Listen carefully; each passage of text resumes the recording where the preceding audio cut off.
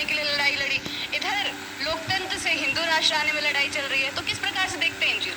नहीं, मैंने तो कहा कि भारत पीछे जा रहा है, भारत प्रगति नहीं करेगा। भारत नेपाल में ऐसा था।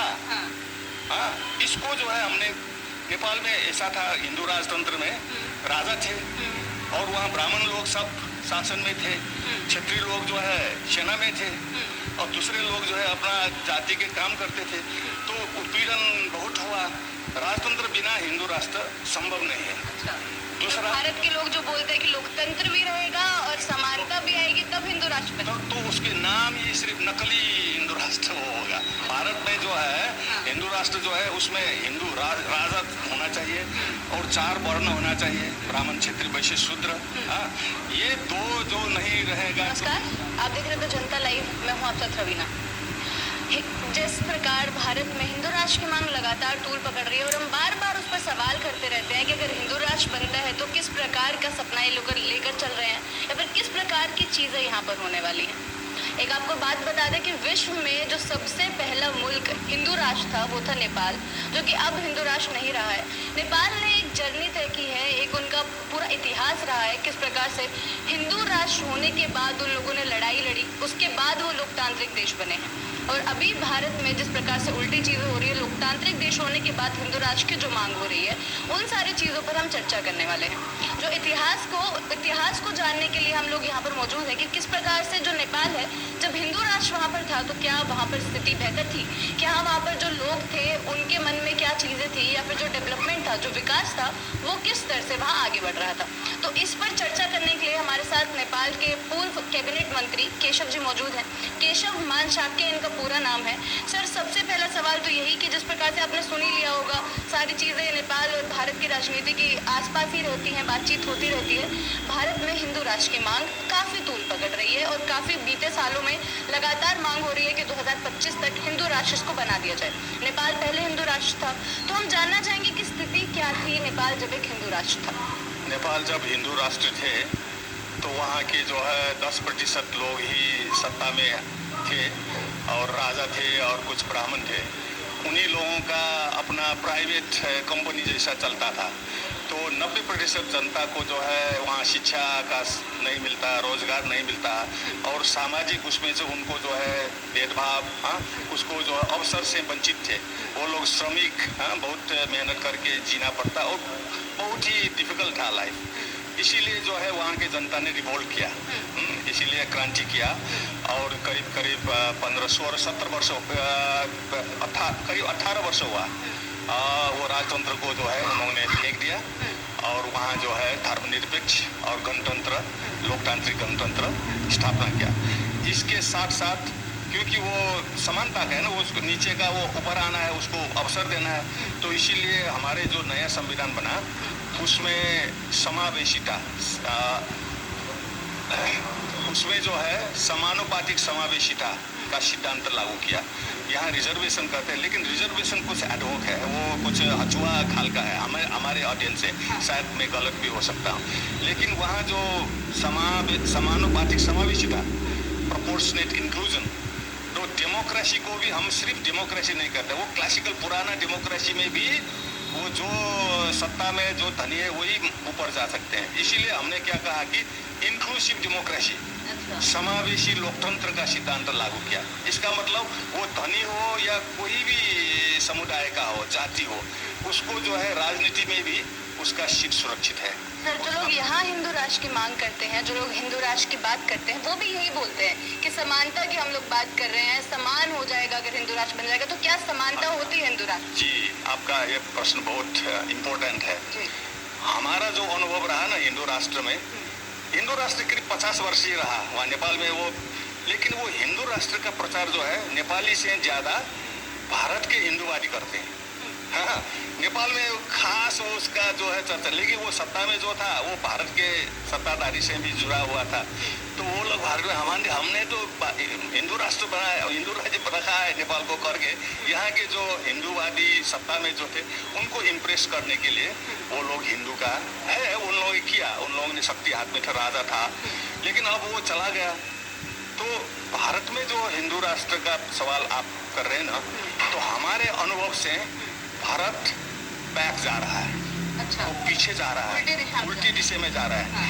भारत को कुछ भी इससे फायदा नहीं होगा। उसमें लोगों में बहुत ही वो असंतुष्टि छा जाएगा, क्योंकि ये हिंदू राज्य में, हिंदू राष्ट्र में दो बात होता है और इसके बाद इसके बिना हिंदू राष्ट्र नहीं बन सकता। हाँ। नेपाल में जो है एक राजतंत्र, हाँ। राजतंत्र बिना हिंदू राष्ट्र संभव नहीं है। अच्छा। दूसरा, भारत के लोग जो बोलते हैं कि लोकतंत्र भी रहेगा और समानता भी आएगी तब हिंदू राष्ट्र बनेगा। तो उसके नाम ही सिर्फ नकली हिंदू राष्ट्र होगा। भारत में जो है हिंदू राष्ट्र जो है उसमें हिंदू राजा होना चाहिए और 4 वर्ण होना चाहिए, ब्राह्मण, क्षत्रिय, वैश्य, शूद्र। हाँ, ये दो जो नहीं रहेगा तो हिंदू राष्ट्र का बेसिक आधारभूत उसका पहचान, उसका परिभाषा जो है राजतंत्र और ब्राह्मणवादी जो वर्णाश्रम है, अगर वो नहीं रहेगा तो हिंदू राष्ट्र का वो सिर्फ जो भी कहो ना, आप हिंदू राष्ट्र क्यों कहते हैं, अब उसको जो भी दलित राष्ट्र कहें भी कोई फर्क नहीं पड़ेगा ना। लेकिन ये दो चीज नहीं रहेगा तो भारत का हिंदू राष्ट्र जो है वो कुछ स्वार्थ समूह को कुछ स्वार्थी समूह को वो सत्ता हड़प कर दूसरों को जो है उत्पीड़न करने के लिए ही काम आ जाएगा। भारत में जो उत्पीड़न बढ़ेगा, लेकिन जो है वो फिर हिंदू राष्ट्र जो दिशाहीन भी होगा। हाँ।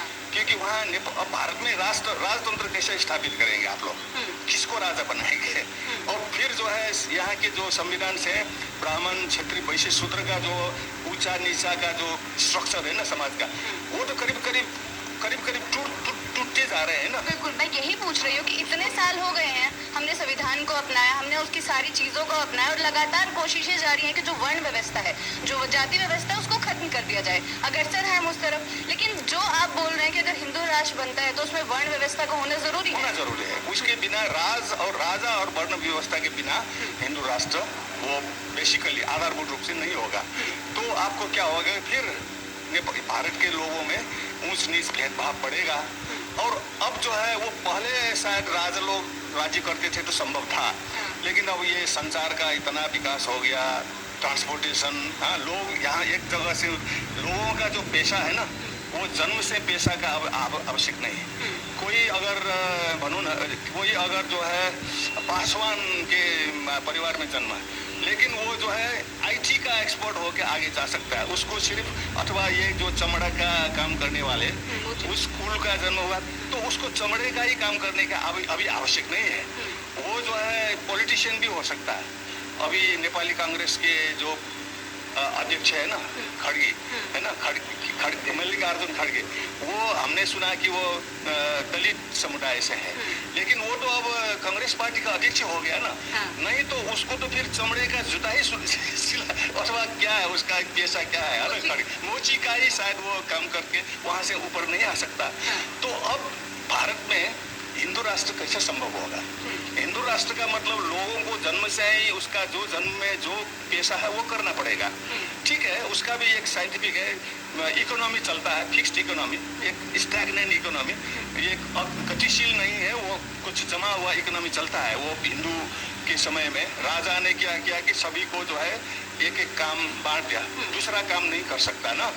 तो हिंदू राष्ट्र आने पे राजा रहेगा, उसको संचालन करने का व्यवस्था राजा करेगा। राष्ट्रपति नहीं करेगा, प्रधानमंत्री नहीं करेगा। कैसा करेगा?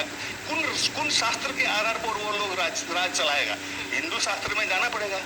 तो हिंदू शास्त्र में राज्य चलाने के लिए राजा और वर्णाश्रम, ये दो के आधार पर राज्य चलता है। नेपाल में ऐसा था। हाँ, इसको जो है हमने, नेपाल में ऐसा था, हिंदू राजतंत्र में राजा थे और वहाँ ब्राह्मण लोग सब शासन में थे, क्षत्रिय लोग जो है सेना में थे और दूसरे लोग जो है अपना जाति के काम करते थे।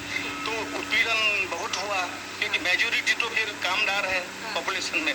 तो अब तो लोकतंत्र आ गया और वो लोग अमेरिका भी जा सकता है, जापान भी जा सकता है, वहाँ से नया प्रविधि सीखकर नया पेशा कर सकता है। सर, आपने दोनों चीजें देखी है, नेपाल ने दोनों चीजें ऑलरेडी देख ली है। हिंदू राष्ट्र में एक राष्ट्र किस प्रकार काम करता है, क्या अच्छाइयाँ रहती हैं, क्या बुराइयाँ रहती हैं, और उसके बाद लोकतंत्र में कैसे काम किया जाता है, जनता किस प्रकार रहती है। लेकिन बीच में ये चीजें भी सामने आई थी कि नेपाल में भी दोबारा मांग उठ रही है कि दोबारा से हिंदू राष्ट्र बना दिया जाए। जी, और एक और बयान सामने आया कि उस समय पर जनता ज्यादा खुश थी अब के मुकाबले। नहीं, नेपाल में जब हिंदू राज्य था तो खुश नहीं थे, वो लोग दबे हुए थे। अब हम देखेंगे जब ये करीब 18 वर्ष हुआ ना, 18 वर्ष पहले तक राजतंत्र था, हिंदू राज्य था,